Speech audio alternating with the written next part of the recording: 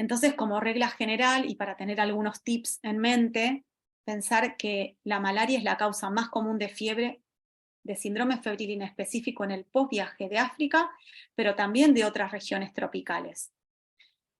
No podemos dejar de pensar en Plasmodium falciparum, porque es la malaria más grave. A lo largo de los años vamos viendo que hay otras especies de Plasmodium que también nos dan malaria grave, pero bueno, en líneas generales no podemos dejar de pensar en el falciparum, porque progresa rápidamente y porque necesitamos diagnóstico y tratamiento rápido, y que además, si es un viajero que recibió quimioprofilaxis, de ninguna manera descarta la posibilidad de tener malaria. La quimioprofilaxis no es 100% efectiva.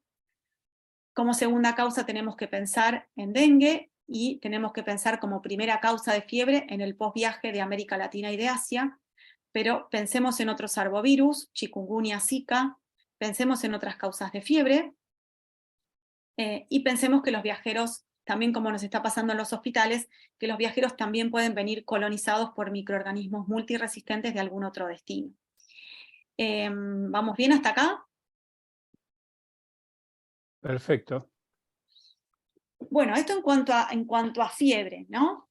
Ahora, cuando hablamos un poco de enfermedades respiratorias, esto lo vamos a pasar más rápido, pero no quería dejar de nombrarlos porque, bueno, es lo que nos ha pasado con COVID y con gripe porcina, ¿no? Algunas cosas que tenemos que recordar de las enfermedades respiratorias y de los viajes. Primero que, bueno, cuando vienen los pacientes en la consulta previaje, tratamos de inmunizarlos, bueno, según cada destino, según cada paciente, bueno, con las vacunas que necesiten, ¿no? Y siempre estamos con esto de la gripe. ¿A quién le indicamos la vacuna de la gripe? Bueno, sabemos que hay, por supuesto, personas que tienen mayor riesgo, y que hay un riesgo estacional cuando hablamos de lugares como nuestro país. Sin embargo, lo que tenemos que tener en cuenta es que en zonas tropicales la gripe circula durante todo el año. Entonces, si son personas de riesgo, y si tengo vacuna disponible, pues también a veces no tengo vacuna disponible, la vacunación para influenza, y de hecho el diagnóstico lo tengo que pensar también durante todo el año. Y también podemos tener manifestaciones respiratorias como otitis y sinusitis que tengan que ver con los cambios durante los vuelos, o que algún paciente tenga reagudización de alguna enfermedad previa, sobre todo, por ejemplo, en pacientes que hacen turismo en altura, los que se van a lo mejor a Cusco, ¿no? A algún... Esto un poco para recordar, aunque ya estamos cansados de escuchar de esto, pero bueno, los virus respiratorios emergentes, ¿no? Siempre entran relacionados a los viajes, ¿no? Lo hemos visto con el primer SARS en China, con la gripe porcina H1N1, con el MERS en Arabia Saudita, que a lo mejor estuvo más confinado ahí, pero bueno, siempre pone en alerta a toda la población. Bueno, un poco más reciente, y que incluso, bueno, no lo puse acá, pero también hay un brote actual de gripe aviar en las zonas del sudeste asiático, en la zona más asiática. Bueno, y el SARS-CoV-2 que entra por viajeros, ¿no? La pandemia. Y esto simplemente para que piensen en otros diagnósticos. Por supuesto que esto no es nada común, pero sí que no siempre tenemos que pensar en patología exótica si alguien viene de África, ¿no? A veces alguien se va de vacaciones, como dice acá este artículo, ¿no? A México, o se hizo un super crucero, o estuvo en un hotel de lujo, y puede, por ejemplo, adquirir una histoplasmosis. Está reportado los brotes de histoplasmosis, los brotes de legionela en estos grupos de pacientes. Y dos palabras en cuanto a tuberculosis. Tuberculosis en viajeros no es algo común, pero sí es común miren ustedes acá, en los inmigrantes. No es común en el turista, ¿no? En el turista habitual, pero sí hay que tenerlo en cuenta en los inmigrantes. Este es un trabajo nuevito que analiza 200 pacientes que adquieren tuberculosis en los viajes, y de ellos lo que demuestran es la alta tasa de tuberculosis multiresistente. Por supuesto que es un grupo de viajeros particular, no es lo que vamos a ver todos los días, pero bueno, como para que lo tengan en cuenta, y que incluso, además, como decíamos, ¿no? Se puede manifestar meses después, muchos días después, no es por eso cuando hacemos la anamnesis, por ahí nosotros insistimos tanto los infectólogos en que, bueno, es importante el itinerario, pero también tenemos que ir un poco para atrás, ¿no? No es solo desde dónde viajó los últimos 15, 20 días, es ¿Dónde viajó en los últimos 6 meses? Y también otra cosa, tenemos que pensar en los viajeros internos. Cuando hablamos de medicina del viajero, no hablamos solo del viajero que se fue a otro lugar, a otro país, sino mismo viajeros dentro de nuestro país. Bueno, a lo mejor viene de Salta, a lo mejor viene de Misiones, y ahí también tenemos que focalizar en los diagnósticos y saber un poco qué es lo que está ocurriendo, ¿no?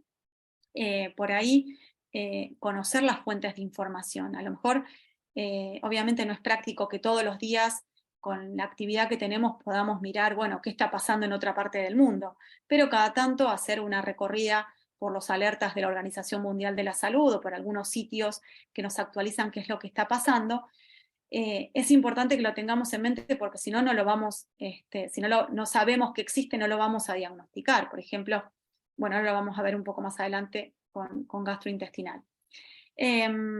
Tercer grupo de enfermedades, enfermedades dermatológicas, y acá me voy a detener un poquito porque seguramente yo les voy a mostrar algunas fotos y ustedes me van a decir que alguna vez han visto algo de esto. Las enfermedades dermatológicas, como decíamos, es una consulta frecuente en medicina del viajero y es frecuente tanto post viaje como también intraviaje. Y básicamente que tengan en mente esto, o son localizadas, que en general son autolimitadas y no tienen más que eso, o son con compromiso general, con compromiso sistémico, y ahí tenemos que tener en cuenta que muchas de estas tienen gran impacto en salud pública. Entonces, cuando hablamos de enfermedades dermatológicas localizadas, bueno, esto es una lista más o menos, ¿no?, de lo que podemos encontrar. Que nos consulten por una picadura de insectos, por una miasis, por una tunga, por mordeduras. Bueno, ahí vamos a ir viendo algunos de estos ejemplos. Estos son casos clínicos que son fotos de pacientes que vimos en el consultorio, capaz que Ceci Fo alguno vio. Esta es una consulta bastante común de un viajero a Misiones, por eso decíamos los viajes internos, con actividades al aire libre, que consulta con esta lesión, la pueden ver bien ahí, con este puntito acá, que podría pasar desapercibido. Sin embargo, el viajero consulta porque es algo que le molesta mucho, siente que tiene algo, y esto lo que termina siendo es una miasis furunculoide, ¿no? Entonces, esto es una larva que fácilmente la diagnosticamos porque al estar en contacto la piel, ¿no?, con zonas expuestas, esto se ocluye, se tapa, algunos dicen con jamón, otros dicen con cualquier tipo de oclusión, con parafina, con lo que sea, esto se ocluye ocluye la respiración de la larva, se deja 24 horas y al otro día nos encontramos con esto, con la larva, ¿no? Esto es una miasis furunculoide.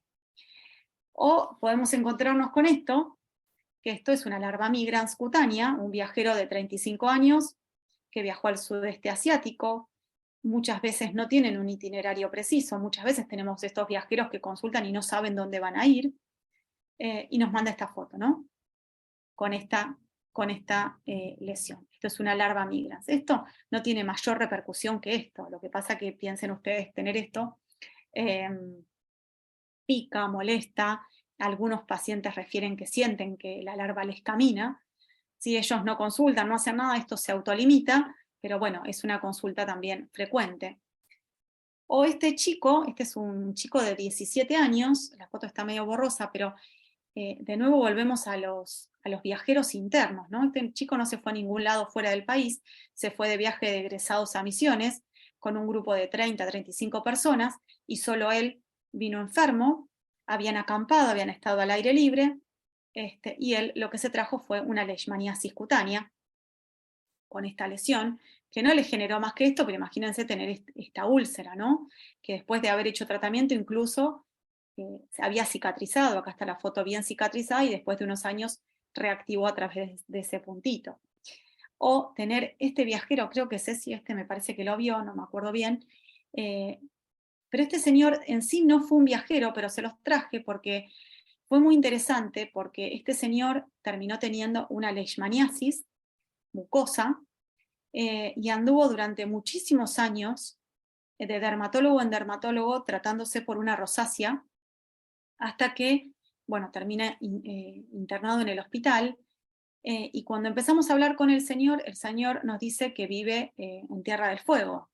Entonces, bueno, claro, Tierra del Fuego no nos cerraba para nada pensar en una leishmaniasis.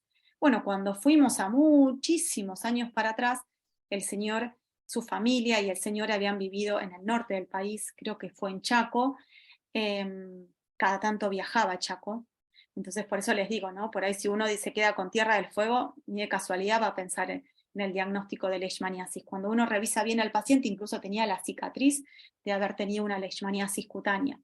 El señor tardó como 5 o 6 años en hacerse el diagnóstico, ¿no? Ya cuando tenía destrucción del tabique.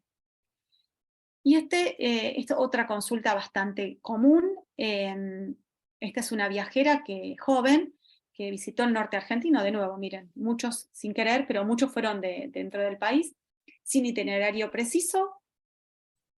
Había acampado había dormido en hostel y nos consulta por estas lesiones. Estas lesiones acá, tipo mácula, pápulas, muy pruriginosas, siguiendo un recorrido. Esto lo que terminó siendo fue picaduras de chinche de cama. De nuevo, no tiene gran implicancia en gravedad, pero sí la preocupación que tenía la chica, la picazón que genera, imposibilidad de dormir por el prurito. Bueno, esto con antihistamínico se solucionó, pero bueno, también es algo que podemos ver en el consultorio. Esto es una tunga, también una viajera por caminar descalza, como muchos de nosotros, todos creo, caminamos descalzo en las playas de Brasil, o en las playas de acá incluso, que consulta por esto, ¿no? Varias consultas de médico en médico, le decían que era un callito, y terminó siendo una tunga penetrans. O nos puede pasar que nos encontremos frente a un viajero que nos consulte porque fue mordido o picado por una garrapata.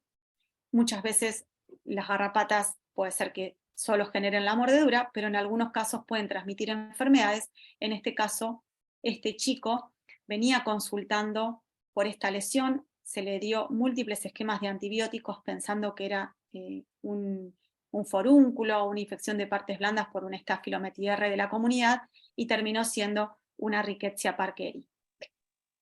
O nos puede pasar, a lo mejor esto no lo vamos a ver con tanta frecuencia por suerte, pero que el viajero tenga picaduras por caminar descalzo, picaduras por erizo de mar, o las consultas por las aguas vivas, por las medusas, o que se fue a pescar al Amazonas y terminó con una mordedura por piraña. Por supuesto que esto no es nada frecuente, pero bueno, se los traje como para tener en cuenta también otras lesiones en piel.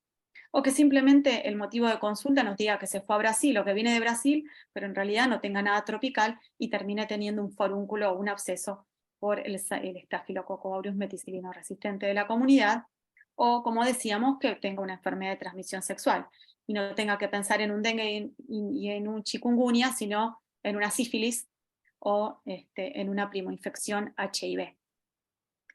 Y lo que no podemos dejar de pensar cuando hablamos de enfermedades de la piel, como les decía al principio, tenemos las enfermedades de la piel localizadas, que como vimos todos estos ejemplos, la mayoría no tienen gran implicancia más que una molestia, pero sí cuando hablamos de enfermedades de la piel ya más generalizadas y con compromiso del Estado general, no podemos dejar de pensar en sarampión. ¿Y por qué siempre traemos en estas charlas al sarampión? Primero, ahora pensemos que estamos a unos días del Mundial, lo que implica la cantidad de gente que se junta, lo que implica la cantidad de personas que no hacen consulta previaje para irse al Mundial, y la cantidad de personas que no están adecuadamente vacunadas. Ya hemos tenido experiencia con otros mundiales, como fue Sudáfrica y como fue Alemania, que personas desde Argentina han viajado no vacunadas y vienen con el sarampión, y tenemos reintroducción del sarampión en nuestro país. Pero además se los traje porque hay muchos países de Europa que tienen bajas tasas de cobertura de vacunación para sarampión, entre ellos Italia, y piensen que la mayoría, les diría, de los viajeros a Europa no consultan. Así que también esto hay que tenerlo en cuenta. Bueno, por supuesto, si hablamos de piel y fiebre, vamos a pensar en dengue, como decíamos, ¿no? El síndrome agudo inespecífico, febril agudo inespecífico con el exantema típico de las famosas islas blancas en Mar Rojo, ¿no? Todo el exantema bien rojo con las manchitas blancas.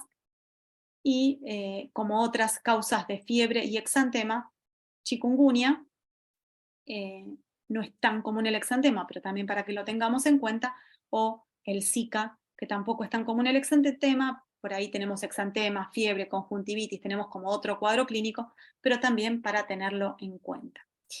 Finalmente, 2 palabras de enfermedades gastrointestinales. También es una, como vimos, es una causa de consulta en el posviaje. La diarrea aguda en general es intraviaje, esa por ahí mucho no la vamos a ver, pero sí lo que van a ver ustedes y lo que vemos nosotros son las diarreas crónicas, las diarreas persistentes. Y en primer lugar tenemos que pensar en Giardia como enfermedad más común, y después, dependiendo también de la zona, podemos pensar, por ejemplo, en una mebiasis. Pero también lo que tenemos que saber es que lo que pasa muchas veces con la diarrea del viajero es que termina reactivando una enfermedad de base, actúa como un disparador, ¿no? Como un gatillo de algunas enfermedades de base, o también se ha asociado a las diarreas postinfecciosas y al colon irritable, al intestino irritable. Y esto les quería hacer un comentario que les iba a comentar al principio, porque es importante que sepamos qué es lo que está ocurriendo en los distintos lugares, porque a lo mejor, si yo no sé lo que está pasando, no voy a pensar en diagnosticar nada. Recientemente nos pasó, el año pasado en realidad, que nos consultó una colega porque venía con diarrea, y todo el grupo había tenido diarrea, y habían ido nada más y nada menos que a Salta.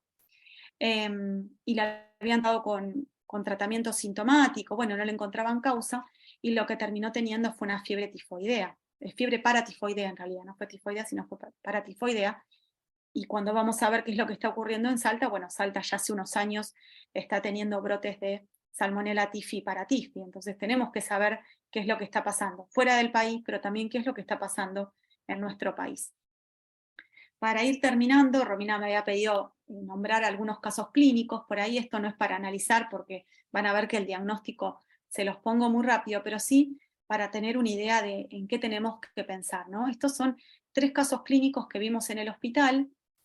El primer caso fue de una mujer de 27 años, que ella nació en el estado de Monagas, en Venezuela, y que la vemos internada en el hospital en abril del 2019, y el motivo de consulta fue fiebre intermitente, ictericia y mialgias de una semana de evolución. Si yo les pongo esta diapositiva, ahora vamos a ver el mapa de Venezuela, si yo les digo esta diapositiva y viene de Venezuela, bueno, tendríamos que ver bien el mapa, pero yo creo que fiebre, ictericia y mialgias, todos ustedes ya estarán pensando en malaria, espero. Y esto es un poco lo que les decía, ¿no? Tenemos que ver, si yo me quedo con que la paciente vino de Monagas a Argentina, me perdí todo el recorrido que hizo la señora para venir a Argentina. Esta señora estaba escapando de Venezuela, se fue por vía terrestre, miren acá está Monagas, se fue por vía terrestre, cruzó todo Brasil, todo el Amazonas. Cuando ingresa a Brasil la vacunan para fiebre amarilla, sigue todo por medio de Brasil hasta que llega a Brasilia, y de ahí, de Brasilia, se toma un vuelo hasta llegar a Buenos Aires. Por eso es tan importante que sepamos el recorrido. Este era un viajero en particular, pero bueno, si yo me quedo con que viene de Venezuela, por ahí pienso en una sola cosa, ¿no?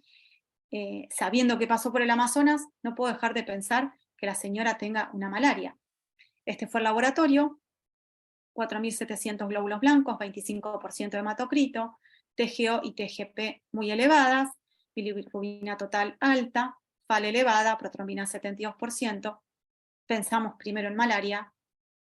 Piensen que con una primer gota gruesa no descartamos, por lo menos si tengo alta sospecha tienen que ser 3 gotas gruesas negativas, y lo que tuvo la señora fue una hepatitis A aguda, ¿no? Que por ahí, de nuevo, ¿no? Nosotros en Argentina estamos como poco acostumbrados a ver hepatitis A por el tema de la vacunación, los niños ya están vacunados, pero bueno, esta señora venía de Venezuela, ¿no? Terminó teniendo una hepatitis A.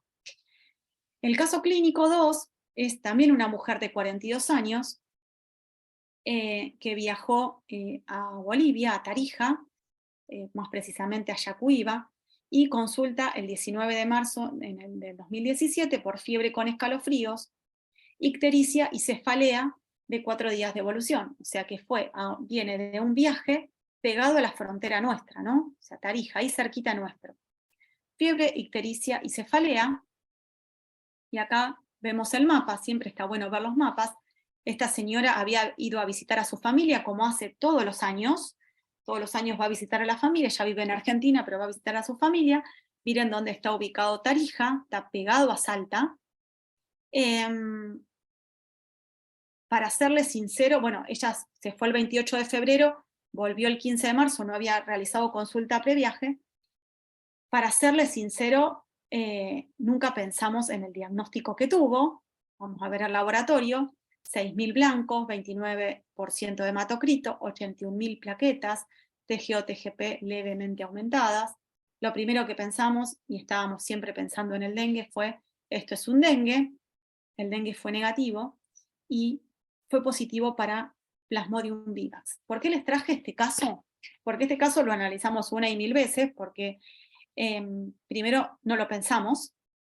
Ustedes me pueden decir, bueno, pero tenía ictericia, tenía cefalea, tenía fiebre, ¿no? Pero bueno, piensen ustedes que estamos hablando de Tarija, pegado a Argentina. Nosotros dijimos, bueno, acá tiene que ser un dengue, no va a haber malaria acá.